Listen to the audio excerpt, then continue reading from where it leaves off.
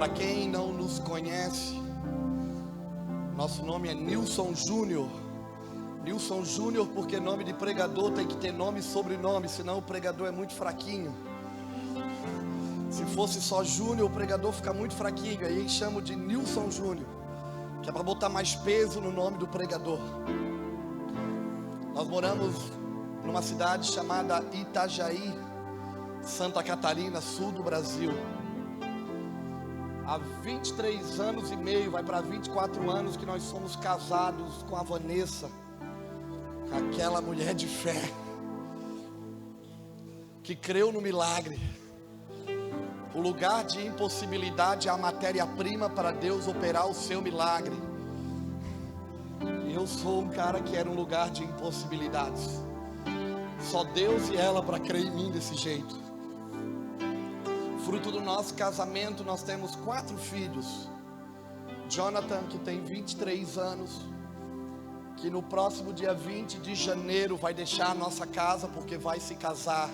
Meu primogênito vai tomar um novo destino.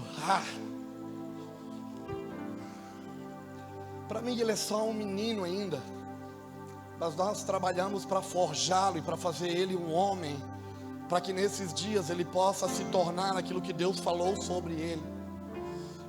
Temos uma filha chamada Jéssica, de 21 anos, um filho chamado João, de 18, e fruto desse casamento também, há 5 anos atrás, Deus nos abençoou com um camarada que hoje tem 5 anos e se chama Davi Emanuel, o amado Deus conosco. Porque ele veio marcar um tempo na nossa casa, na nossa família. Ele veio restituir algo que nós tínhamos perdido quando não andávamos com Deus. Porque não tínhamos visto nossos filhos nascerem, crescerem nos seus primeiros anos. E há 5 anos atrás, sem a gente planejar, a gente só teve que fazer alguma coisa. E Deus nos abençoou com Davi Emanuel. E ele é um presente do nosso Pai.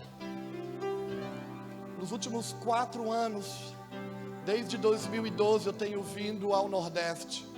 Juazeiro e Petrolina tem sido um lugar onde nós passamos alguns dias do mês. Quase que todos os meses, frequentemente, nós estamos aqui entre Juazeiro e Petrolina, porque acreditamos numa palavra de Deus para esses dias. Deus nunca mandou eu arrumar as minhas malas e vir para o Nordeste. Deus nunca disse para mim que eu deveria vir fazer ou montar uma base de missões, aquilo que nós temos hoje, num povoado chamado Horto, caminho de Sobradinho, ali no Vale do Salitre, da cidade de Juazeiro. Ele nunca mandou a gente montar uma base de missão e desenvolver alguma ação missionária. Mas em 2011, quando eu pisei a minha primeira vez no Nordeste, fiz uma viagem de 5.000 quilômetros de carro. Vim de avião até Brasília, peguei um carro no aeroporto em Brasília, entrei para o Luiz Eduardo Magalhães, fui até no Rio Grande do Norte, cortei, passei por Juazeiro, passei por Petrolina. Foi a primeira vez que eu pisei no Nordeste. E quando eu voltei para casa 15 dias depois, eu ouvi o Senhor dizer que Ele iria promover uma colheita de vidas no sertão nordestino. Deus nunca mandou eu vir embora, Deus nunca mandou eu vir fazer nada. Mas o que me move e o que me moveu estar aqui e vir para cá constantemente é porque eu ouvi Deus falando aquilo que Ele iria fazer. E como igreja eu não quero ficar de fora daquilo que Ele está fazendo. Eu quero cooperar com aquilo que Ele está promovendo nesses dias. Ele está promovendo uma colheita de vidas. Mas para que algumas coisas aconteçam, existe uma necessidade de nós, a sua igreja, nos posicionarmos. Deus vai fazer lá fora depois que Ele edificar aqui dentro. Alguns livros da Escritura falam de restauração e nós constantemente mencionamos eles, porque eles são muito pontuais, relevantes para os dias que estamos vivendo. Esdras e Neemias. Esdras fala da restauração do templo, o que nós somos como igreja. E Neemias fala da restauração da cidade, o lugar onde nós estamos como igreja. Ele está restaurando o que somos, para restaurar o lugar onde nós estamos. Essa palavra, esse termo, edificação da casa do Senhor, talvez foi a mensagem mais mencionada nos últimos 5, 7, 8 anos. Por onde passamos, quando não estamos falando, estamos ouvindo alguém falar, e alguém dizendo: eu estou edificando a minha casa. E nos últimos anos nós estamos trabalhando para ser um cooperador do projeto de Deus por meio da nossa geração, edificar a sua casa. E nesse processo, nesse período, uma das coisas que nós estamos descobrindo, que o que vai fazer a diferença na nossa geração não é mais o que nós estamos falando e nem tampouco o que nós vamos fazer, mas é aquilo que nós estamos nos tornando, ou semelhante a quem nós estamos ficando, com quem nós somos parecidos. A mensagem que nós mais pregamos no último ano, o que vai mudar nesses dias, o que vai fazer a diferença, não é o que falamos, não é o que fizemos, mas é o que estamos nos tornando, com quem nós somos parecidos. O apóstolo Paulo, em Romanos capítulo 8, versículo 29, Paulo vai dizer que aqueles que o conheceram de antemão, ele predestinou, ou seja, ele determinou, para que se torne a imagem e a semelhança do primogênito. O nosso Deus é um Pai, e Ele é um Pai que tem um propósito, o seu propósito eterno. E o seu propósito eterno Ele é um Pai que busca ter uma família de muitos filhos, semelhante ao irmão mais velho.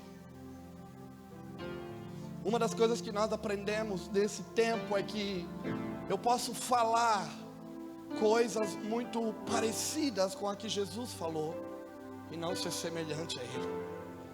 Eu posso fazer coisas muito parecidas com a que Ele fez e também não ser semelhante a Ele. Então não é o que nós vamos fazer ou falar, mas é o que nós vamos nos tornar. Por quê?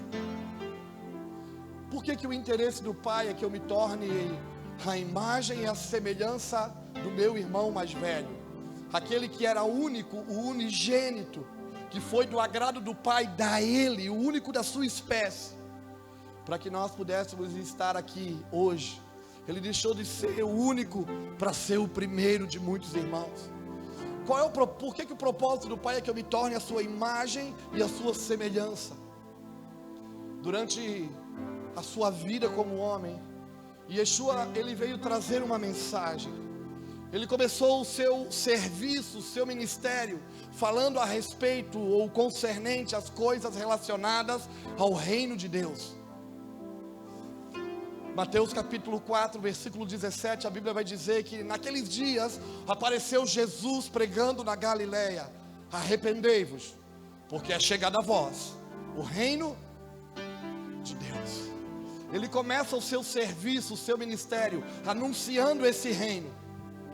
E ele termina o seu serviço como homem, depois de ressurreto. Em Atos capítulo 1, versículo 3, a Escritura vai dizer que ele permaneceu diante dos seus discípulos aproximadamente 40 dias, dando provas incontestáveis da sua ressurreição, falando, pregando e anunciando a mensagem do reino. Ele inicia o seu trabalho falando desse reino, e ele termina o seu serviço falando desse reino. E todas as vezes que ele foi questionado por aquilo que ele falava, ou pelas coisas que ele fazia, a sua resposta era sempre a mesma: eu só estou fazendo aquilo que o meu Pai está fazendo.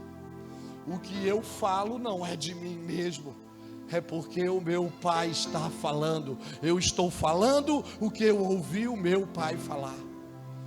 Agora, se eu me torno a sua imagem e a sua semelhança, qual é o estilo de vida que eu tenho? O que eu faço é porque meu Pai está fazendo. O que eu falo é o que o meu Pai está falando. Então não tem mais a ver comigo, tem a ver tudo com o meu Pai. Já não é mais o que eu quero,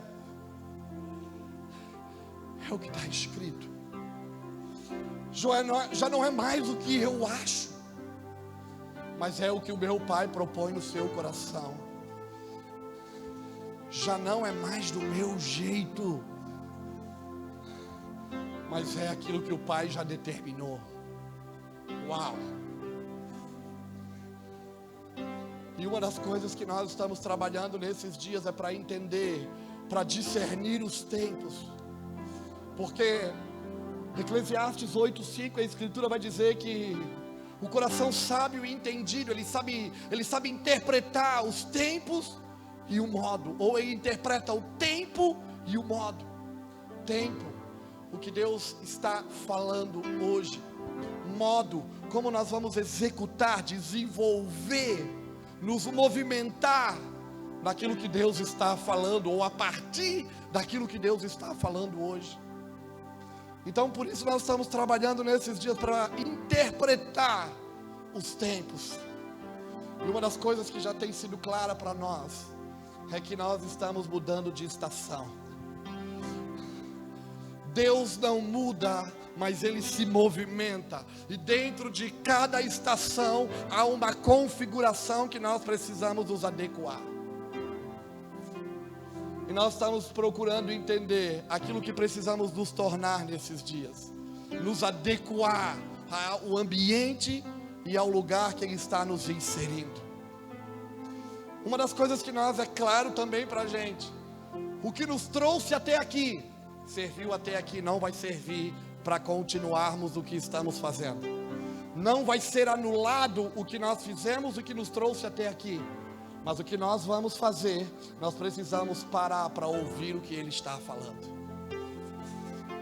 São dias que nós precisamos nos tornar como Maria na casa de Marta. Conhece a história de Lucas 10:38? Que Yeshua chega numa aldeia chamada Betânia, e ele é recebido na casa de uma certa mulher chamada Marta. E sua irmã Maria, ela vai sentar aos seus pés para ouvir o que ele tem a dizer. Não é assim? Mas a Bíblia diz que Marta, ela estava o quê? Como é que Marta estava? Como? Preocupada. Como ela estava? Inquieta, ansiosa, atarefada, com muitas coisas para fazer. Em um determinado momento, a inquietação de Marta leva ela até onde Jesus estava e diz: tu não te importa? Esse cara tem cara de Jesus. Tu não te importa que a minha irmã não me ajuda? Qual é a resposta que ele dá para ela? Marta, a gente conhece a história, me ajuda. Marta, Marta, Marta, tu estás inquieta, tu estás incomodada, tu estás preocupada por muitas coisas. Maria escolheu aquilo que é essencial. Esta é a melhor parte e isso não vai ser tirado dela. O que Maria estava fazendo?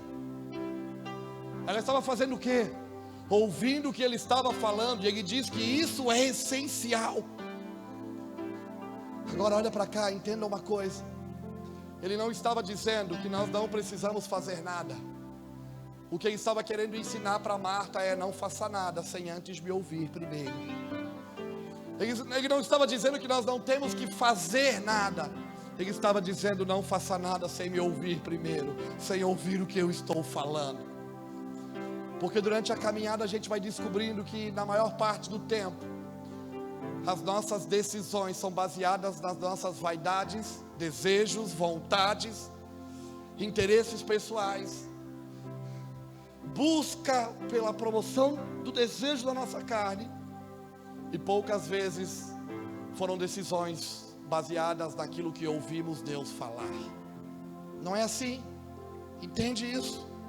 Concorda com isso? O cenário que nós precisamos talvez viver nesses dias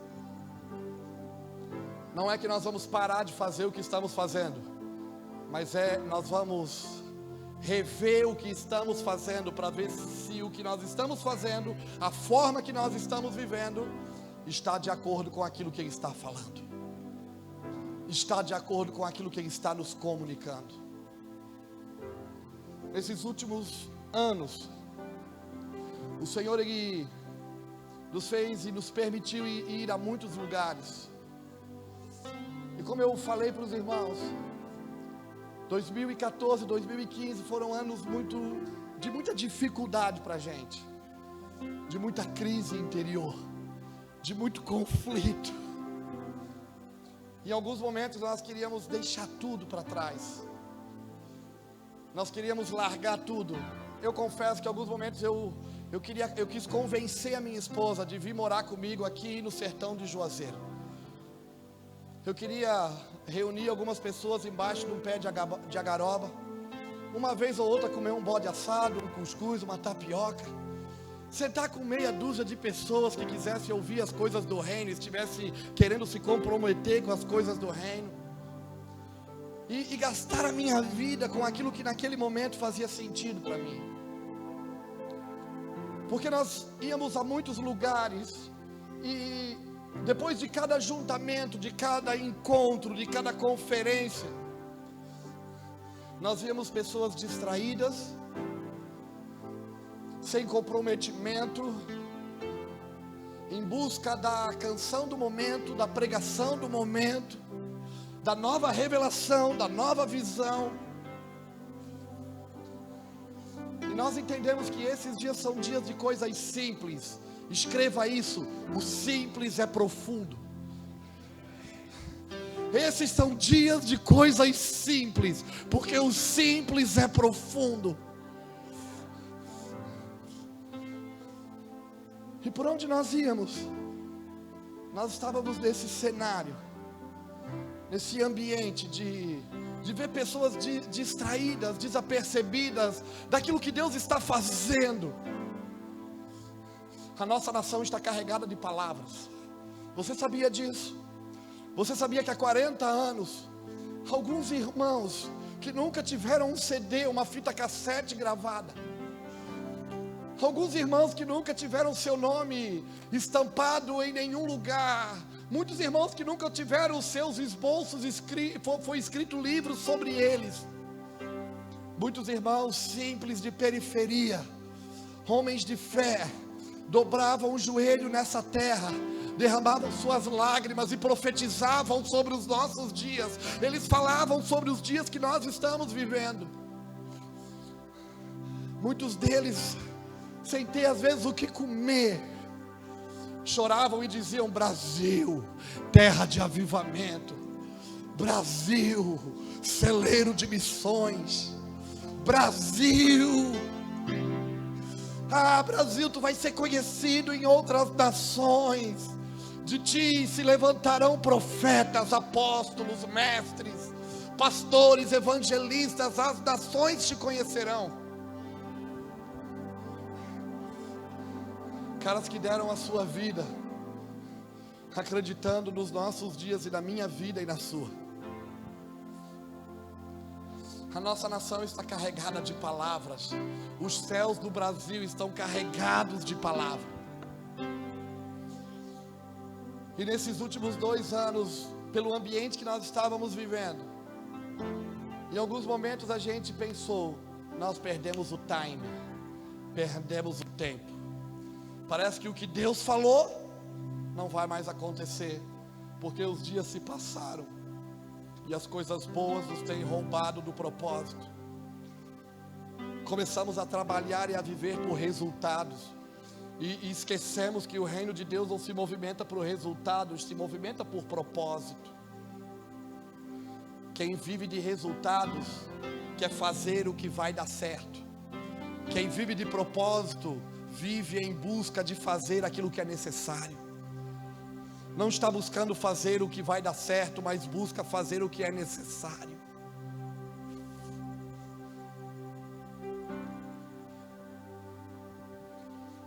Nos esquecemos daquilo que Deus falou, e o nosso sentimento era: perdemos tempo.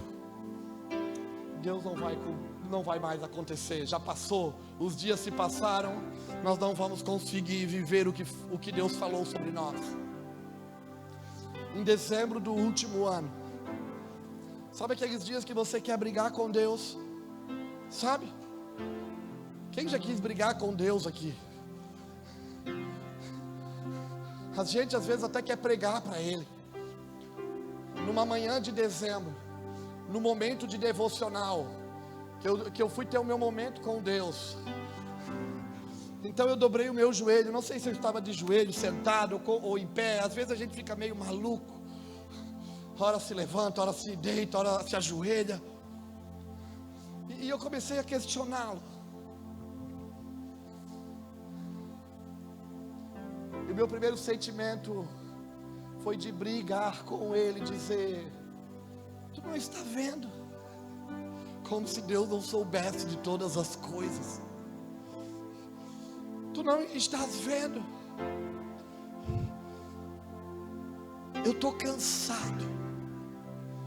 Eu estou desacreditado. Eu estou perdendo o ânimo. E nesse dia eu até quis dar uma pregadinha para o Senhor. E eu abri a Bíblia.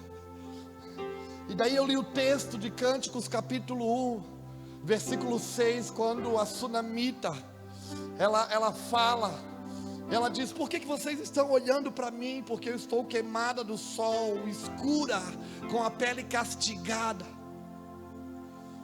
Foi os meus irmãos que me obrigaram ao trabalho forçado.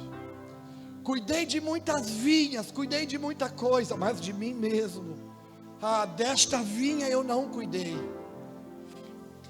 E esse era o nosso sentimento.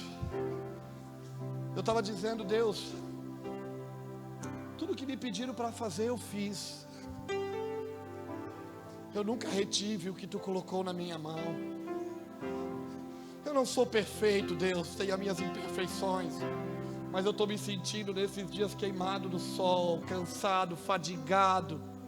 E daí quando a gente se sente assim, já percebeu? Você já se sentiu assim? Quem já se sentiu assim?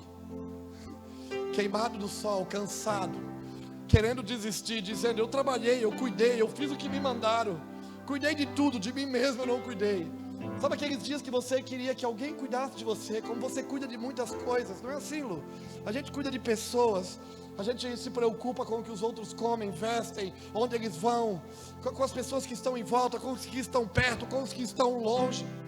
E às vezes tudo que a gente queria que alguém fosse na nossa casa e dissesse: está tudo bem com você, você precisa de alguma coisa. Não que Deus nos deixasse só, ou nós tivéssemos alguma necessidade, mas é o que estávamos sentindo.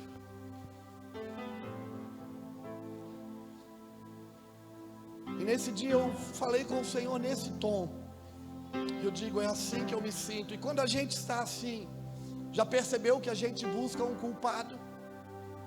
Já viu que a gente quer descontar em alguém?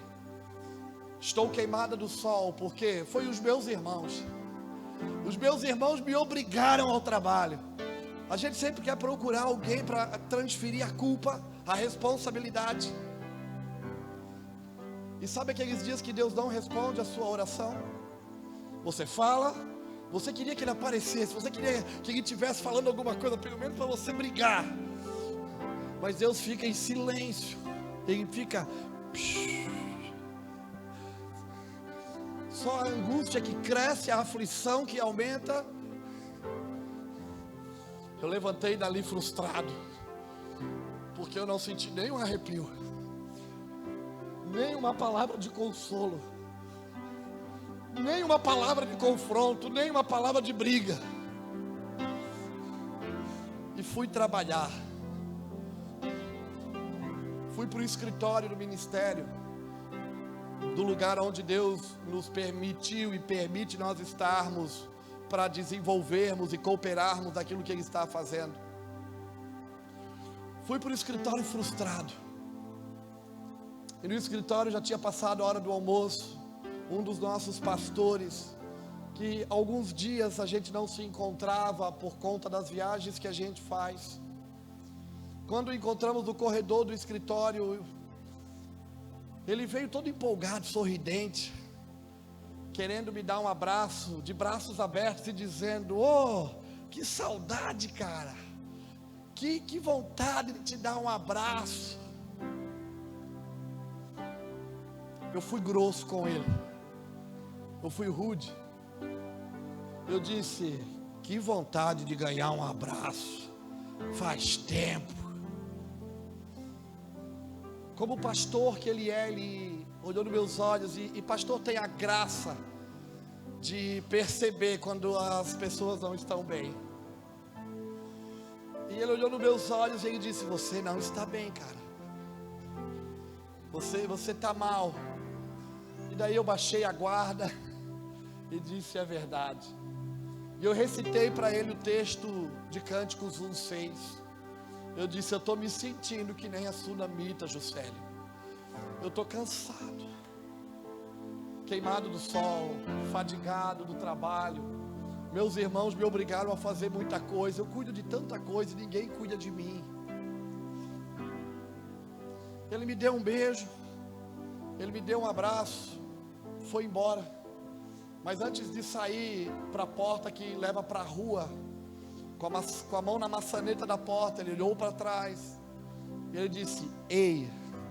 Esse ei foi um momento em que veio trazendo uma palavra de cura para a minha vida. E ele disse: ei, não esquece de uma coisa.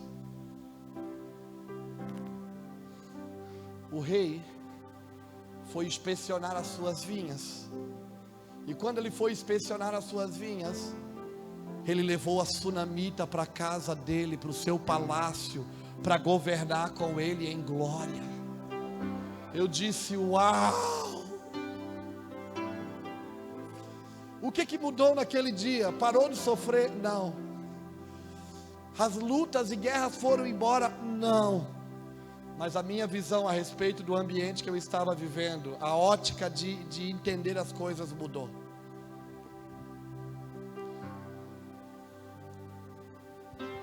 Quando o rei vir inspecionar as suas vinhas, ele encontrou a sunamita no lugar onde ela precisava estar, trabalhando nas vinhas que os seus irmãos obrigaram ela a trabalhar. E foi naquele lugar que os olhos do rei alcançou ela. O que eu tenho aprendido é que eu estou no lugar onde os olhos do rei vai me alcançar. E nesses dias, diante desse cenário de desafios, diante desse cenário de conflitos, diante desse cenário de guerras, nós estamos sendo encorajados, porque acreditamos naquilo que o nosso Pai falou sobre a nossa geração. O nosso Deus abriu uma janela no tempo, e nessa geração Ele está dizendo: subam para cá e venham ver o que eu estou fazendo. Eu estou dando uma oportunidade para vocês se alinharem com o propósito e com o tempo. Ele está dando uma oportunidade de nós retomarmos os nossos lugares, os lugares que nós precisamos estar. Porque uma das coisas que nós estamos vivendo nesses dias é no piloto automático.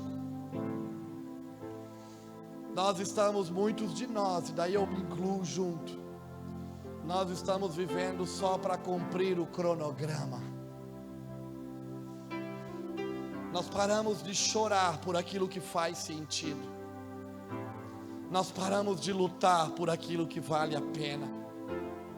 Nós paramos de nos preocupar por aquilo que deveríamos estar nos preocupando.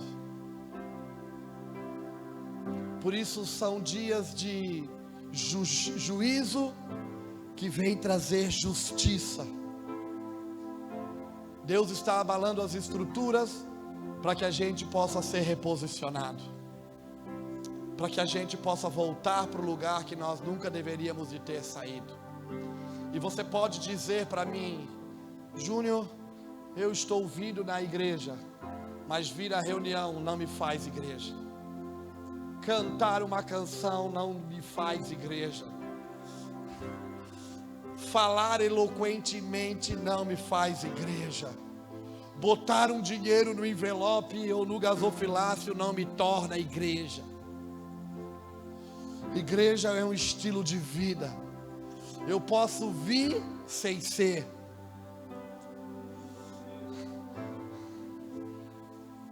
Entende isso? Nós crescemos em números, mas diminuímos em essência. Nós crescemos em tamanho, mas diminuímos em propósito. Porque estamos mais preocupados com as coisas dessa vida do que com aquilo que fomos chamados para ser. A imagem e a semelhança do nosso irmão mais velho. Revelar o Cristo que habita em mim. O apóstolo Paulo, ele vai dizer, escrever aos Coríntios, e ele diz que nós não precisaríamos de carta de recomendação, porque nós seríamos como cartas vivas. Talvez a grande pergunta para os nossos dias é: quando as pessoas olham para mim, que evangelho elas estão lendo? Quando elas olham para mim, se eu sou uma carta viva, o que elas estão vendo?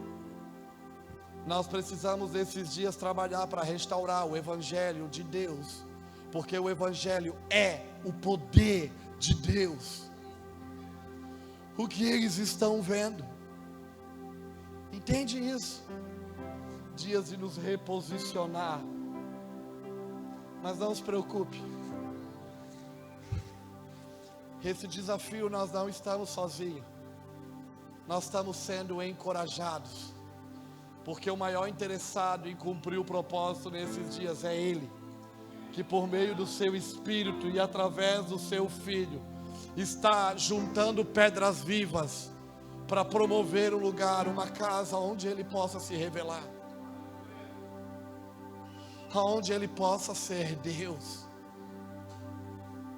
Eu estou cansado das nossas reuniões. Eu estou cansado do nosso evangelho medíocre, meia boca. Eu estou cansado de vir e ver as coisas que, como a gente já sabe que vai acabar. Daqui a pouco nós vamos orar, vamos voltar para casa. E amanhã a gente vai voltar aqui, vai ouvir tudo de novo. E daí a gente volta para casa. E daí na segunda-feira a gente vai trabalhar. E a gente espera passar a semana para voltar aqui e ouvir novamente. E voltar para casa.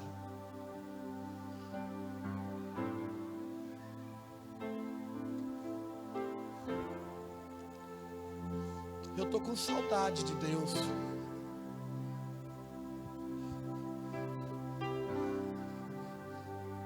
Eu estou com saudade de queimar por Ele quando nós queimávamos, quando o conhecemos. Fala a verdade, quando nós conhecemos não tinha medida. Nós éramos totalmente malucos. A gente nunca fez conta, Álvaro, se ia dar ou se não ia dar. A gente fazia.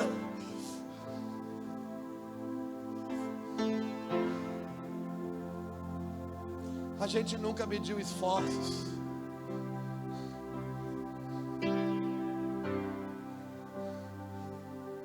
A gente caminhava longe para estar com Ele. É ou não é? A gente acordava cedo, dormia tarde, porque tudo que a gente queria era tocar nele, abraçá-lo, nos envolver. Entende isso? Ele não está em busca de uma empregada. Hoje nós fizemos as coisas melhores do que fazíamos antes, mas nos relacionamentos somos muito piores. Somos mais habilidosos, fizemos as coisas melhores, mas o amamos menos.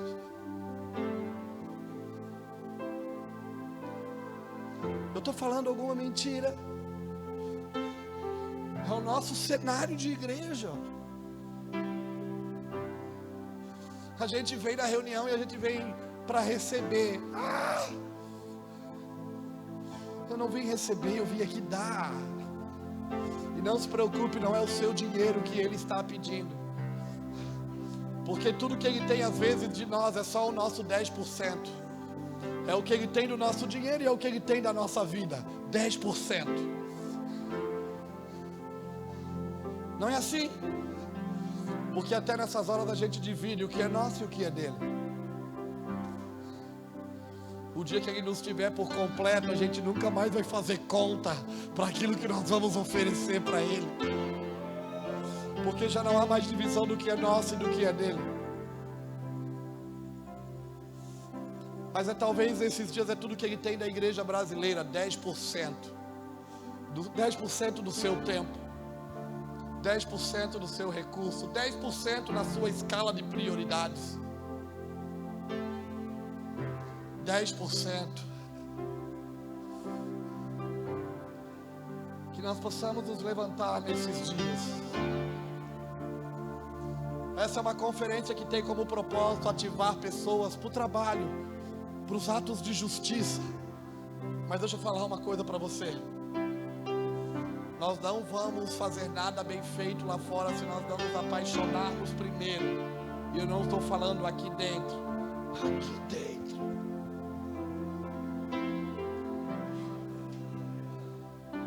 Porque quando nós nos apaixonarmos de verdade,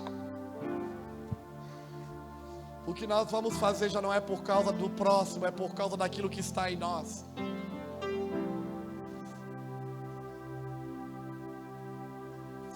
Eu não vou ajudar o pobre porque ele precisa, não, é porque o Cristo habita em mim e eu o amo. Entende isso? Nós precisamos esses dias se levantar e fazer uma aliança com Ele, de fato e de verdade, nos adequar à sua palavra. E para não ficar só nas minhas palavras, eu quero ler as Escrituras. Abre comigo no livro de Neemias, capítulo 9.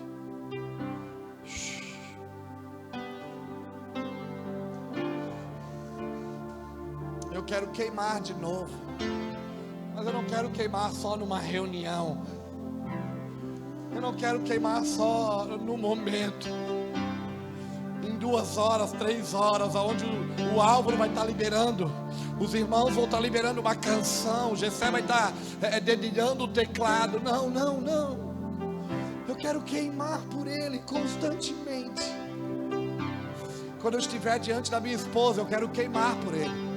Porque se eu queimar por Ele diante dela, eu vou ser o marido que ela deseja, que ela precisa.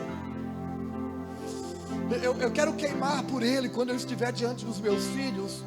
Porque se eu estiver queimando por Ele diante dos meus filhos, eu vou ser o pai que eles precisam. Eu quero queimar por Ele diante dos meus pais. Porque eu vou ser o filho que eles esperam. Eu quero queimar por Ele quando eu estiver junto dos meus irmãos, porque eu vou ser aquilo que eles esperam, que eles desejam. Entende isso?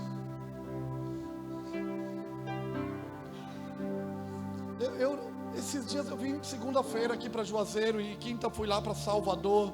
De Salvador fui a uma cidade chamada Santo Antônio de Jesus, uns 200 quilômetros de Salvador, e fiquei quinta e sexta ministrando, cooperando com os irmãos, os caras malucos. E sabe o que mais me impressionou? Eles queimam e eles não têm nada, mas eles queimam. Um cara que há 12 anos atrás foi preso porque era assaltante, roubava cargas, pegou 28 anos de cadeia, tinha que cumprir 17. 1 ano de cadeia, ele se converteu e ficou pilhado, ficou mais 5 anos preso, 5 anos e meio, ficou 6 anos e meio preso. Saiu de 2009 para 2010. Fez um rebuliço nas cadeias por onde passou. Saiu de lá, Deus deu para ele um ministério, um serviço. Foi para a periferia da cidade de Santo Antônio de Jesus, montou um grupo de irmãos. Hoje eles têm uma congregação, promovem uma conferência há 5 anos. E eles queimam. Não cantam bonito. Na verdade, eles não cantam nada. Eles não pregam bonito, conhecem, não são profundos no grego, no hebraico e no aramaico. São simples, mas são profundos. Porque eles querem ver a glória do Senhor sendo derramada sobre a sua cidade.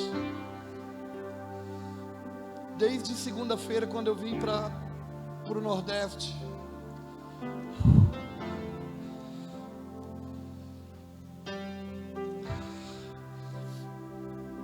meu sentimento é de desespero. As minhas perguntas para Deus é: o que é que eu preciso fazer para ver a tua glória revelada? Tu és a luz que ordena o caos. O que é que eu preciso fazer? Eu não quero participar de mais uma conferência, não. Só de um mover, não. Mas o que é que eu preciso fazer para ver sobre os céus da minha nação a tua glória sendo revelada, o teu reino sendo manifesto?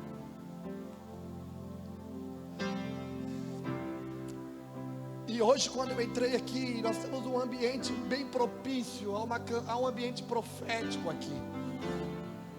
As canções que foram liberadas essa noite, elas chamam a intimidade. Todas elas chamam ao relacionamento, elas chamam a comunhão. Elas estão dizendo: não quero mais fazer as minhas forças. E desde a hora que eu cheguei aqui, algumas coisas têm mexido dentro do meu espírito. E Deus me fez lembrar de alguns dias atrás, lá na minha casa. Nós tiramos um tempo de oração. Eu estava angustiado, eu queria orar um pouco com meus filhos, com a minha família. Pegamos a TV na sala e entramos no YouTube, deixamos ali rolar um som. Os filhos começaram a chegar umas 7 da noite. E nós entramos numa parte da madrugada. Eu iria viajar aquela madrugada para Rondônia, para o norte do Brasil. E nós entramos do início da noite até um pedaço da madrugada na sala de casa. E durante um período o Senhor mexia com o nosso espírito, com o nosso coração. E algumas horas a gente fica bem doidão. E eu via num canto da sala com as mãos levantadas. Aí eu percebi que atrás de mim, Davi, meu filho de 5 anos, ele estava com as mãos levantadas. Aí daqui a pouco eu ia para o outro canto da sala. E daí eu dobrava os joelhos. E daí quando eu olhava para o meu lado, Davi estava de joelhos dobrados. Em um momento eu me encostei, me escorei no sofá. E daí eu fiquei ali. Ele veio por 2 vezes, bateu em mim, me empurrou e disse: eu quero ficar aí. E eu perguntei: por quê? Porque eu quero fazer o que você está fazendo. E naquela hora Deus falou comigo, Ele disse: é isso que eu quero que você faça, o que eu estou fazendo. Olhe para Davi e aprenda com ele. Faça o que eu estou fazendo. Me imite. E quando eu cheguei aqui nessa noite, foi esse o meu sentimento. Deus fez eu lembrar de Davi, do meu Davi. O que eu faço, Deus, nesses dias? Faça o que eu estou fazendo.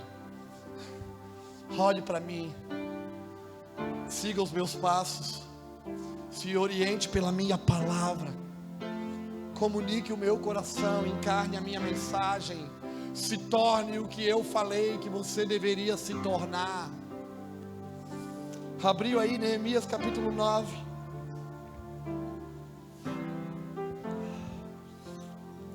Neemias 9, versículo 1.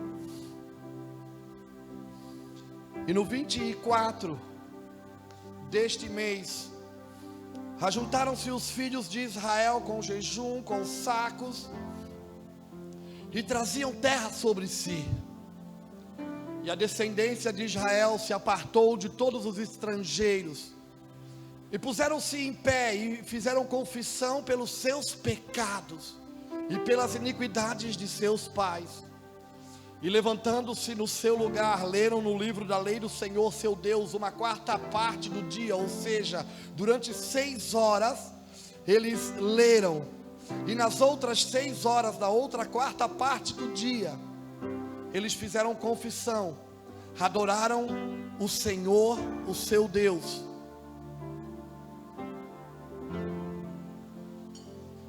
Agora vai no versículo 38 do mesmo capítulo 9. E todavia, fizemos uma firme aliança e escrevemos e selaram-no os nossos príncipes, os nossos levitas e os nossos sacerdotes. Todavia, fizemos uma firme aliança. Vai no capítulo 10, do versículo 29. Firmemente aderiram aos seus irmãos, os mais nobres dentre eles, e convieram num anátema e num juramento de que andariam na lei de Deus, que foi dada pelo ministério de Moisés, servo de Deus, e de que guardariam e cumpririam todos os mandamentos do Senhor, nosso Senhor, os seus juízos e os seus estatutos. Esse texto de Neemias 9, ele tem marcado um tempo para a nossa vida, para a nossa casa, para o nosso ministério, desde o início desse ano. Neemias 9, eles promoveram uma assembleia solene, um ajuntamento. E nesse ajuntamento eles proclamaram um jejum e pediram perdão pelo pecado dos seus antepassados e pelas suas iniquidades. E nós acabamos de ler que as escrituras dizem que durante 6 horas eles leram a lei do Senhor, escrita pelo servo do Senhor Moisés. Dá para se entender que eles leram toda a Torá do Senhor. Eles leram todos os estatutos da Torá que determinam a lei de Deus para o seu povo. E depois de lerem a lei do Senhor, eles choraram por outras 6 horas, pedindo perdão pelos seus pecados. E daí eles começam no capítulo 9 a fazer menção e a trazer à memória tudo que Deus fez por ele, desde os dias de Abraão. Eles começam a trazer à lembrança toda a manifestação de Deus, as curas, os momentos que Deus os libertou, transformou a sua história. E no versículo 38 eles fazem uma aliança, eles fazem um pacto, selado e escrito, diante de toda a congregação. Quem já viu aqui aquele filme Corajosos, que fala de paternidade? É um filme dos irmãos dos Estados Unidos, irmãos cristãos, e alguns anos atrás eles fizeram esse filme. Eu vou contar o final do filme para você. É um filme que fala de como criar filhos. E no final do filme eles vão diante da igreja, diante da congregação. Eles escrevem um decrétulo. E eles dizem à congregação: a partir de hoje, a partir desse dia, nós vamos criar os nossos filhos desse jeito, dessa maneira, com esses princípios, dentro desses valores. Escreveram, selaram, assinaram esse decreto e penduraram na parede da congregação. Foi mais ou menos isso que nós lemos aqui nos dias de Neemias, que o povo de Deus fez. Sabe o que me chama a atenção? É que eles passaram 6 horas lendo a lei do Senhor. E quando eles leram a lei do Senhor, eles foram chorar 6 horas, porque eles perceberam que a vida deles não estava de acordo com aquilo que está escrito. Eles perceberam que a vida deles não estava andando, se desenvolvendo, adequada àquilo que Deus havia falado por meio da sua palavra. E por causa disso eles choram e depois fazem uma aliança com Deus. Eles fazem uma aliança, e mais do que uma aliança, eles levantam uma oração e eles fazem um juramento. E eles dizem: Deus nos amaldiçoa se nós não cumprirmos o que hoje nós estamos assumindo diante de Ti. Tamanha responsabilidade. Sabe o que tem me chamado a atenção nesses dias? Falando desse cenário que nós estamos vivendo, é que nós precisamos voltar às Escrituras e adequar a nossa vida aos princípios e valores dessa palavra. É mais do que vir à igreja, mas é se tornar a igreja dos últimos dias, que está sendo preparada e desenvolvida para habilitar um povo, preparar o caminho, converter o coração dos pais aos filhos, trazer os desobedientes à obediência do justo, para que o Messias possa se revelar. O que me chama a atenção é a necessidade que nós temos de voltarmos a nossa vida para a Escritura de uma forma integral. E sabe o que também me chama a atenção? Neemias 9 é depois de Neemias 7, é lógico. Mas em Neemias 7, a Escritura vai dizer que eles tinham acabado a construção dos muros da cidade. Neemias 7 fala que eles tinham acabado todo o trabalho das suas mãos. As suas obras tinham terminado. Eles acabaram de construir os muros da cidade. Agora eles tinham um templo reconstruído e Jerusalém edificada novamente. Mas em Neemias 9, eles olham para a vida deles e eles perceberam que eles não estavam de acordo para viver no lugar onde eles mesmos tinham construído. E isso tem me chamado a atenção nesses dias, de nós construirmos coisas, falarmos de uma igreja, e de trabalharmos para edificar uma cidade, e nós mesmos não nos tornarmos o tipo de pessoa que a cidade exigia. Foi isso que aconteceu em Neemias 9. Eles tinham acabado, Jerusalém estava pronta, o templo restaurado, os muros da cidade reconstruídos. Jerusalém voltou a ser o que era, mas eles não estavam aptos para morar, viver de acordo com as leis que aquela cidade exigia. Entende isso? A necessidade que nós temos de nós nos voltarmos às Escrituras e de nós nos levantarmos nesses dias e baixarmos decretos e selarmos esses decretos debaixo de aliança e dizermos: Deus, nós vamos lutar para viver aquilo que Tu falou sobre a nossa geração, sobre o nosso tempo, sobre a nossa vida. Nós vamos trabalhar, Deus, para nos adequar à Tua palavra. Nós não vamos mais andar em círculos. Nós vamos priorizar a busca pela Tua face. Na primeira aliança ou na antiga aliança, havia um templo, havia uma ordem sacerdotal e havia um altar de sacrifício. Na nova aliança, nós somos esse templo, nós somos o sacerdote e nós somos o sacrifício. Nós precisamos entrar nesse lugar de não só vir à igreja, mas nos tornarmos o que fomos chamados para ser. Uma geração que vai preparar um lugar, um ambiente onde Ele possa se revelar, onde Ele possa se mostrar. Então entende isso, que nós vamos fazer lá fora, à medida que nós deixarmos ser restaurado aqui dentro. Tempo de responsabilidade, tempo de compromisso, tempo de Bíblia, porque Ele falou sobre os nossos dias e sobre o Brasil para esse tempo, e nós estamos sendo encorajados porque Ele é Deus e Ele vai fazer tudo o que Ele falou. Agora a profecia nesses dias ela é condicional, não para Ele, para nós. Se nós vamos participar do que Ele está fazendo, ou se nós vamos ficar de fora do que Ele está fazendo. Estamos vivendo dias que antecedem a volta de Jesus.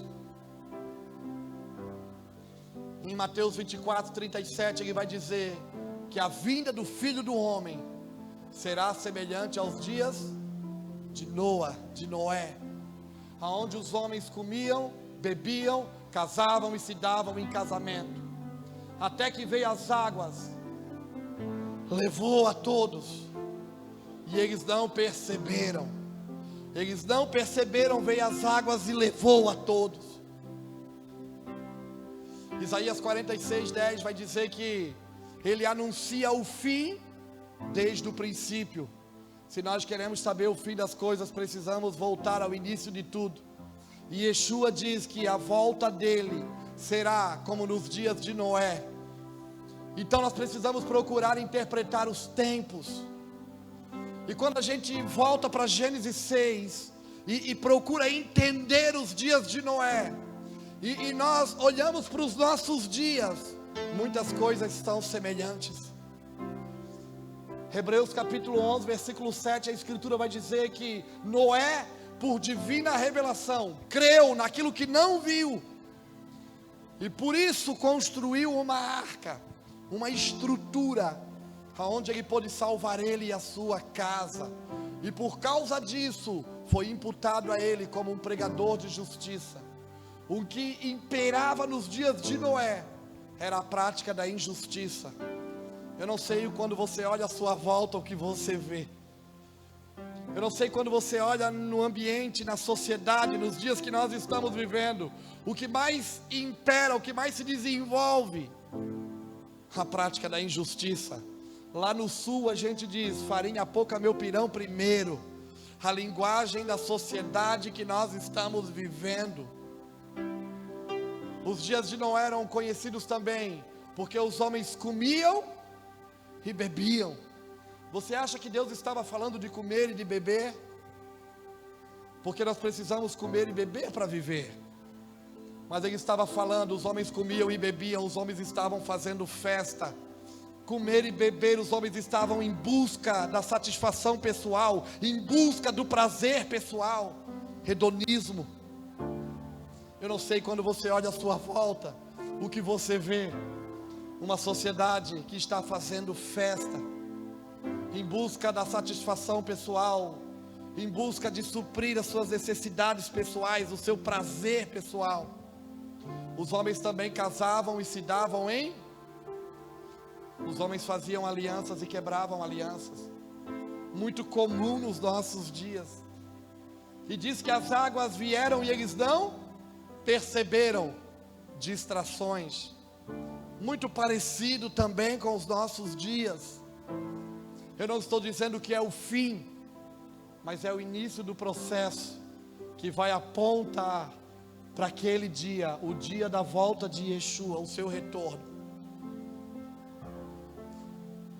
Ele falou que nós não saberíamos o dia e a hora, mas ele não disse que nós não saberíamos a época, porque ele diz que seria como nos dias de Noé.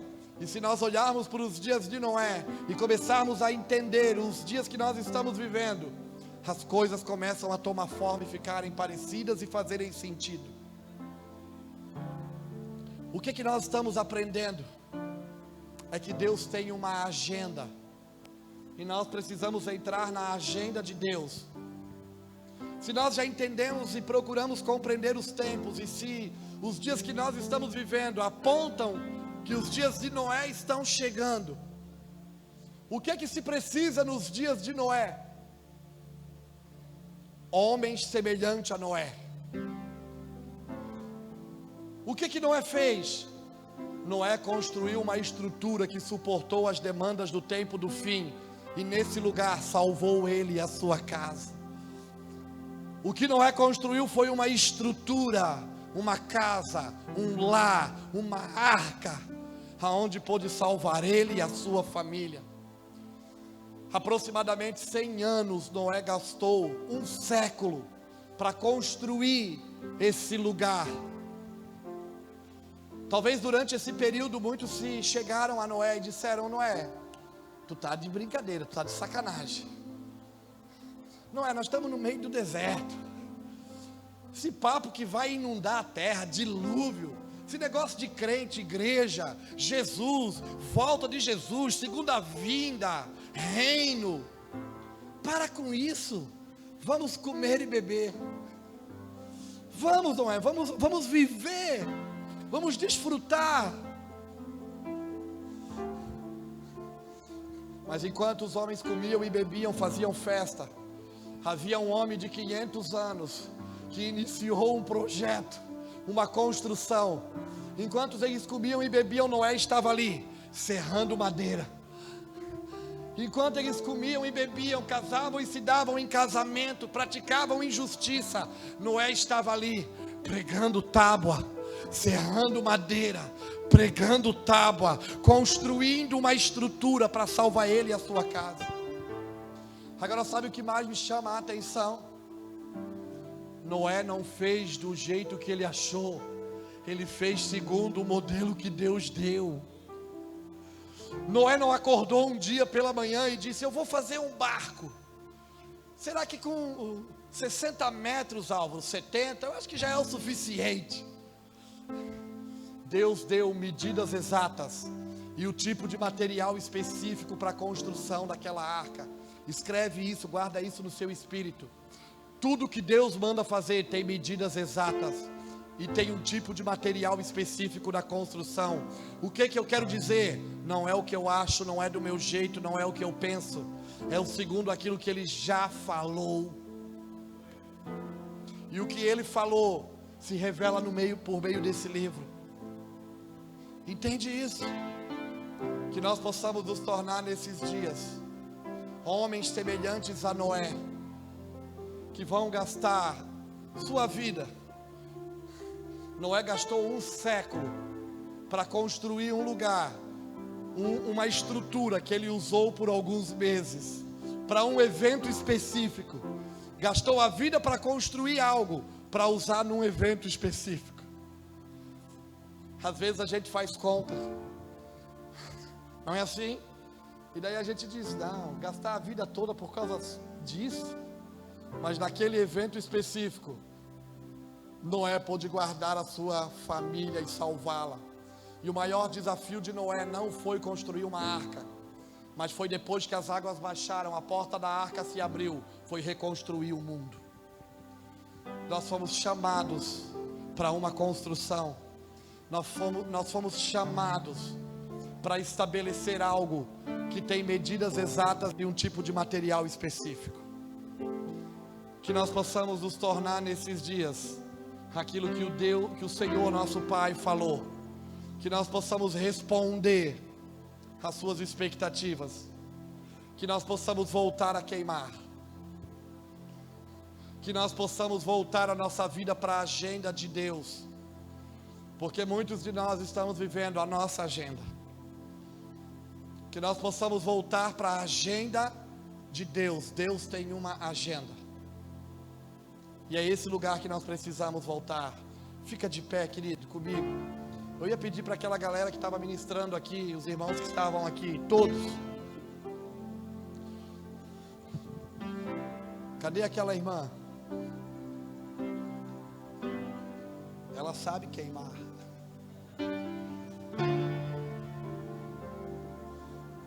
Precisa de microfone? Pode pegar. Tem aí?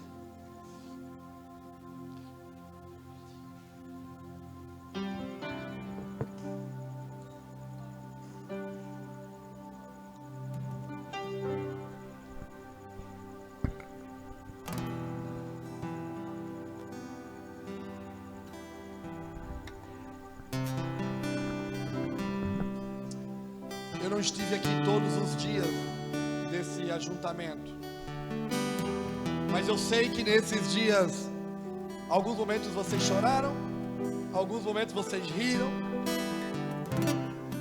algumas experiências foram comunicadas, algumas histórias foram contadas, algumas palavras foram liberadas. E nessa noite não é diferente. Todo o propósito de Deus é chamar a nossa atenção, para que a gente possa se posicionar no lugar aonde Ele deseja. E o lugar aonde Ele deseja é aquilo que o profeta Joel, no capítulo 2, no versículo 15, menciona: que os sacerdotes do Senhor se posicionem entre o alpendre e o altar e digam: Deus, poupa teu povo. Nós estamos vivendo dias semelhantes aos dias de Joel. Joel capítulo 2, do versículo 15 em diante. É a metodologia que a gente precisa usar nesses dias.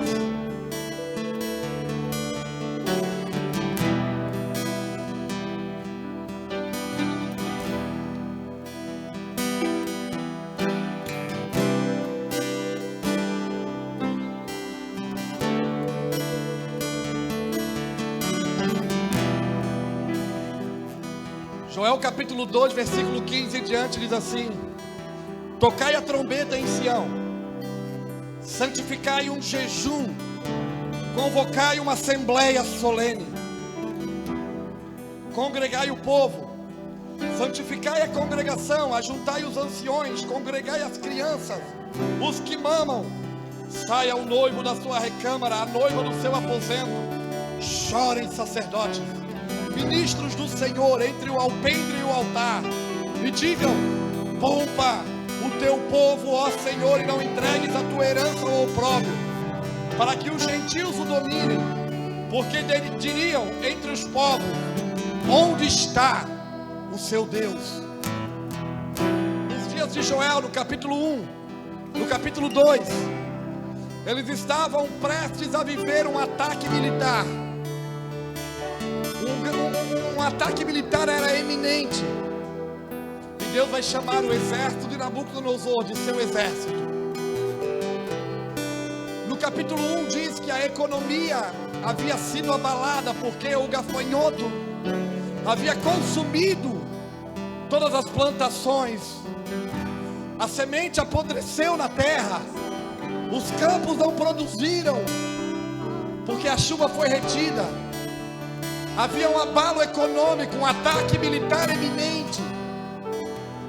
E Deus chama o povo a uma assembleia solene. Ele diz: congregai, santificai para mim um jejum, tocai a trombeta em Sião. O apóstolo Paulo, capítulo 14, versículo 8, ele diz que se a trombeta não emitir o som claro, quem se preparará para a batalha? Ele estava dizendo: parem tudo, tragam as crianças, os que mamam, os jovens, os anciões, os sacerdotes, chorem e digam: Deus, poupa o teu povo. Não entregue o teu povo ao opróbrio, porque diriam as nações: aonde está o teu Deus? Se nós continuarmos lendo, versículo 18 em diante, ele vai dizer: então o Senhor se mostrou zeloso da sua terra e compadeceu-se do seu povo. O Senhor respondendo disse ao seu povo: eis que vos envio o trigo, o mosto, o azeite, e deles serei fartos. Deus estava dizendo: eu abalei as estruturas. O exército que está vindo aí do inimigo é meu. O gafanhoto, no capítulo 2 mais à frente, ele vai dizer: também é meu exército, foi eu que enviei. Eu estou abalando as estruturas de vocês, para que vocês se posicionem no lugar devido, no lugar correto. E nesse lugar, então, quando vocês se posicionarem, eu vou dar uma resposta. Eu vou fartar vocês de azeite, eu vou fartar vocês de trigo, eu vou encher os seus lagares. Aviva, Senhor, a tua obra no meio dos anos. E Deus vai mencionando: se vocês se posicionarem, eu respondo. Capítulo 2, versículo 28. Deus faz a promessa de uma efusão do Espírito, uma manifestação de poder. E há de ser que daí depois eu derramarei do meu Espírito sobre toda a carne. Vossos filhos, vossas filhas profetizarão, vossos velhos terão sonhos, vossos jovens terão visões. Quantos esperam por avivamento? Quantos reclamaram por um derramar? O derramar do Espírito nesses dias é condicional, não é de qualquer jeito. Ele está chamando a uma assembleia solene.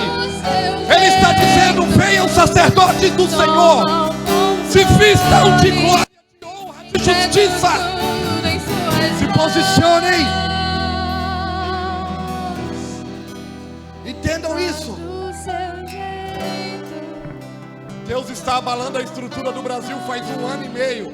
Há 4 anos atrás, Maicon Barroco falou aqui hoje pela manhã, nós almoçamos junto depois, eu cheguei bem na hora do almoço. E ele disse, cara, esses dias nós estávamos conversando e lembramos que um tempo atrás, eu acho que 1 ano atrás, eu almocei com o Maicon. E eu disse, Maicon, Deus vai tocar na economia do Brasil, no dinheiro. E daí ele falou, cara, esses dias nós estávamos lembrando daquilo que você tinha falado. Porque há 4 anos nós começamos a falar, Deus vai tocar na economia do Brasil, para chamar a atenção da igreja. Porque nos últimos 25 anos Deus prosperou o nosso caminho. Prosperou ou não prosperou? Abençoou as nossas vidas. Há 30 anos atrás a igreja era um grupo pequeno de pessoas à margem da sociedade. Não tinha a expressão que ela tem hoje, não tinha o acesso que ela tem hoje. E daí Deus promoveu a nação brasileira, que há 30 anos atrás era um país de terceiro mundo, subdesenvolvido, mas hoje é um país emergente em desenvolvimento. E com a promoção da nação, promoveu também a igreja. E daí Ele nos deu coisas para fazer para Ele, e a gente fez para a gente. Ele nos deu coisas para construir para Ele, e a gente construiu para a gente. O que Ele está fazendo nesses dias? Abalando a estrutura da economia, para que a gente possa se voltar para Ele. Os patrões nesses dias estão apavorados, não sabem se vão dar conta de pagar suas contas em dia. Os empregados estão preocupados, não sabem se vão manter os seus empregos. É ou não é? Nesse último ano, as coisas parecem que saíram, a gente perdeu o chão. Estava indo tudo tão bonitinho. Conseguimos comprar moto, comprar casa, comprar carro. Conseguimos negociar coisas, não foi assim? Não tem problema em ter essas coisas. Deus é um pai bom que quer ver os seus filhos bem. Mas Deus estava dizendo, vocês gastaram mais tempo com coisas do que comigo. Ele deu para nós fazer, nós não fizemos. Agora Ele está abalando as estruturas e nós vamos fazer com a moeda da viúva. Porque no final ninguém vai poder dizer, foi eu que fiz. Deus está nos chamando para um lugar, para uma assembleia solene. Vamos santificar o povo. Vamos proclamar um jejum. Vamos trazer os que mamam, as crianças. Então, se nós nos posicionarmos, o derramar do Espírito vai vir. E nós vamos ser capacitados, habilitados para revelar o seu reino lá fora.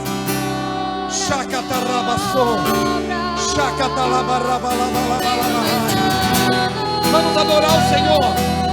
Vamos marchar essa noite.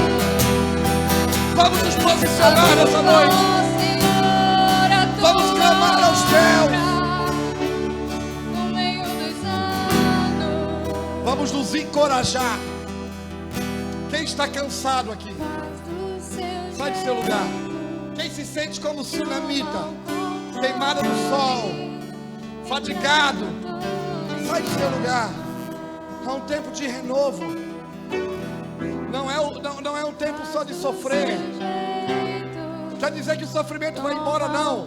Mas o sofrimento vai deixar de ser sofrimento. Vai ser parte do processo que vai me posicionar no lugar onde eu preciso estar, aonde os olhos do Rei vai me alcançar.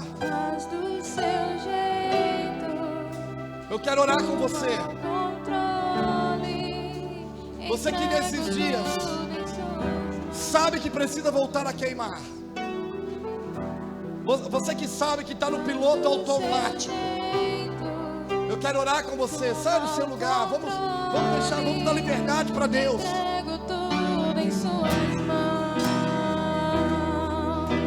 Apocalipse capítulo 2, a igreja de Éfeso. Conheça as tuas obras, uma igreja que tinha boas obras. Não suporta daqueles que se dizem apóstolos e não plantavam a religião. Uma igreja que não suportava os nicolaítas como Deus não suporta. Mas Ele diz, eu tenho contra ti, porém uma coisa: pertence o teu primeiro amor. Vamos voltar ao nosso primeiro amor, a cultivar. Eu não estou falando, nós temos que ter as mesmas práticas, mas a mesma paixão,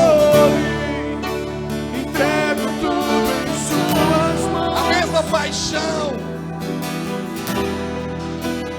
Faz do seu jeito,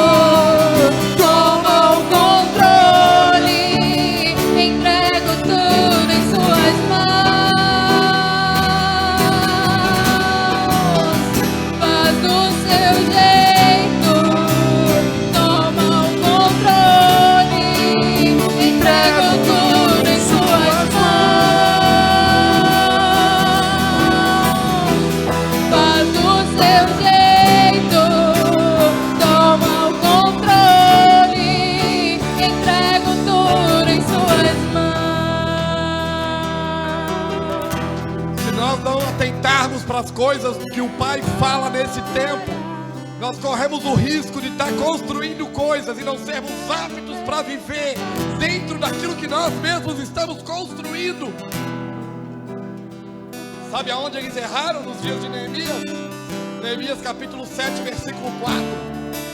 A cidade era grande e espaçosa, poucos eram os habitantes dela, e eles ainda não tinham edificado as suas casas. Construíram o templo, construíram os muros da cidade, mas suas casas ainda estavam em ruínas. A volta do dia do Senhor será semelhante aos dias de Noé. Que se levante Noé nesses dias, que vão construir estruturas, casas, lares, lugares para salvar a si mesmo e a sua família. Precisamos muitos de nós voltarmos para dentro de casa. Muitos de nós precisamos voltar a priorizar algumas coisas dentro de casa. Não é só fazer, mas é fazer do jeito certo, nas medidas de Deus. E te fazer conhecido.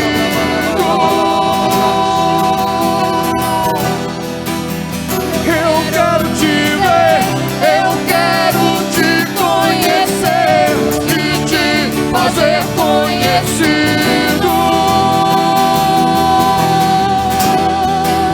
Eu quero te ver, eu quero te conhecer e te fazer conhecido.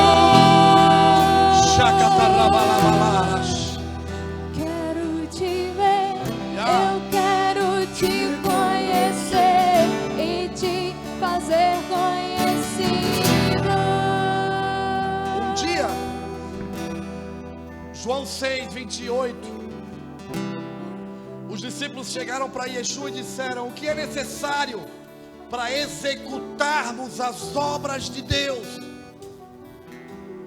Yeshua respondeu: a obra de Deus é essa, que vocês creiam naquele que Ele enviou.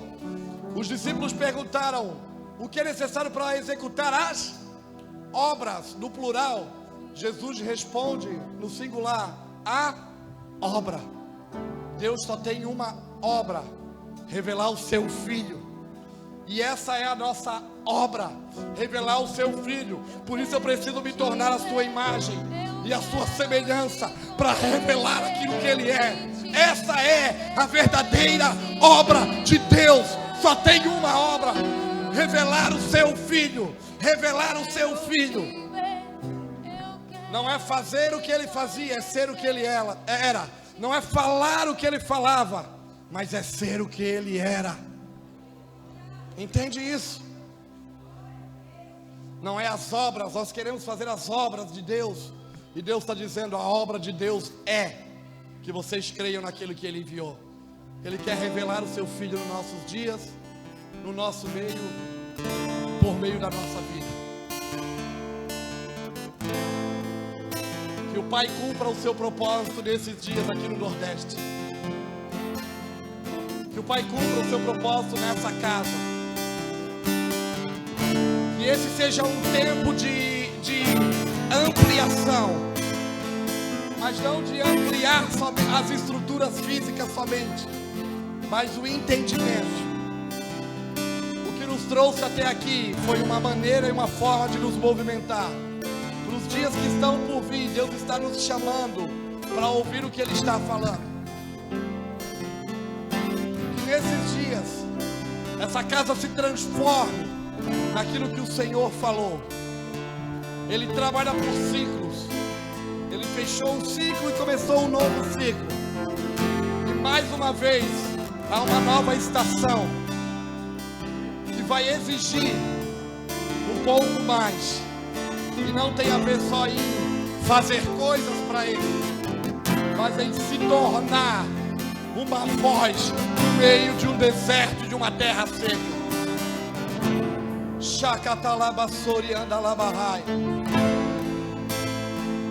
Vamos nos render. Vamos deixar Ele nos ministrar em nós. Vamos. vamos deixar os nossos medos. Vamos, vamos, vamos.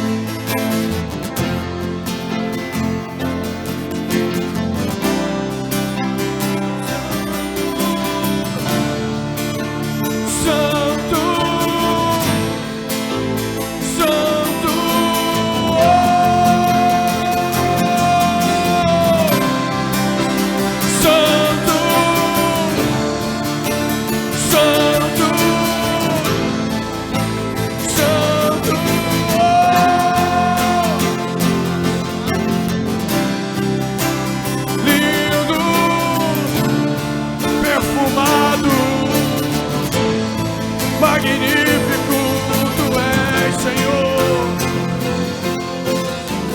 Incomparável é o seu amor. Incomparável é o seu amor. Incomparável é o seu amor. Incomparável é o seu amor.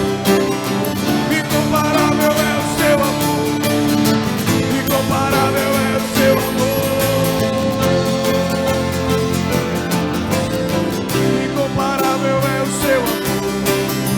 Incomparável é o seu amor.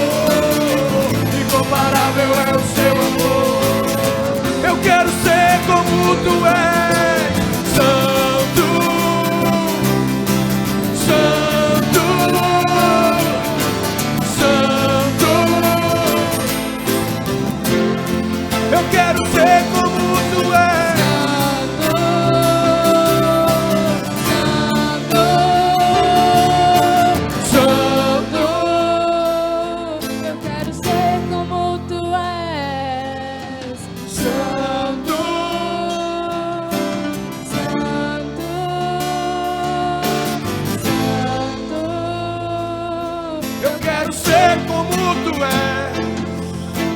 Santo,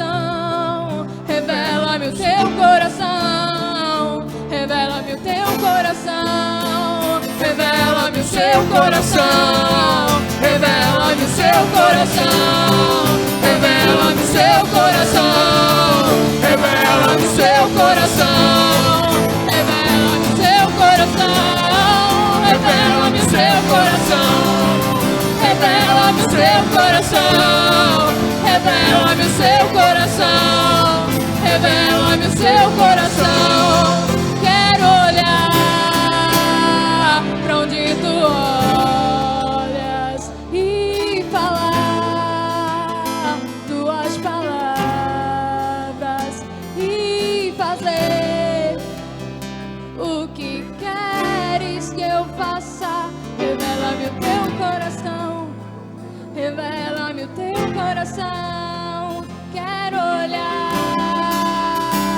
como tu olhas e chorar pelo que choras e amar como tu amas. Revela-me o teu coração, revela-me o seu coração, revela-me o seu coração, revela-me o seu coração, revela-me o seu coração, revela-me o seu coração, revela-me o seu coração, revela-me o seu coração, revela-me o seu coração, revela-me o seu coração. Que não viva eu, mas que Cristo vive em mim. Que não viva mais eu, mas que Cristo vive em mim. Que não viva mais eu, mas que Cristo vive em mim. Que não viva mais eu, mas que Cristo vive em mim. Que não viva mais eu, mas que Cristo vive em mim. Que não viva mais eu, mas que Cristo vive em mim. Que não viva mais eu, mas que Cristo vive em mim. Que não viva mais eu, mas que Cristo vive em mim. Que não viva mais eu, mas que Cristo vive em mim.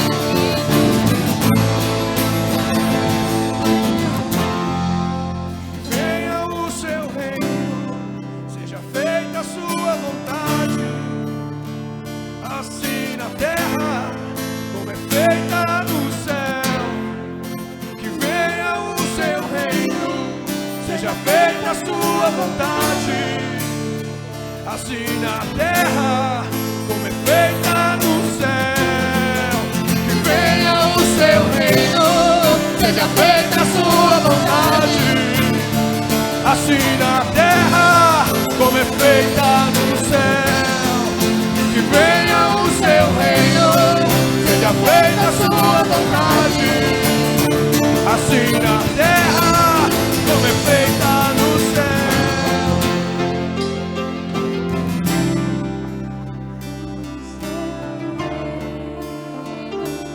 Na terra como no céu. Venha o seu reino na terra como no céu. Venha o seu reino na terra como no céu. Venha o seu reino na terra. Eu quero te ver, eu quero te conhecer.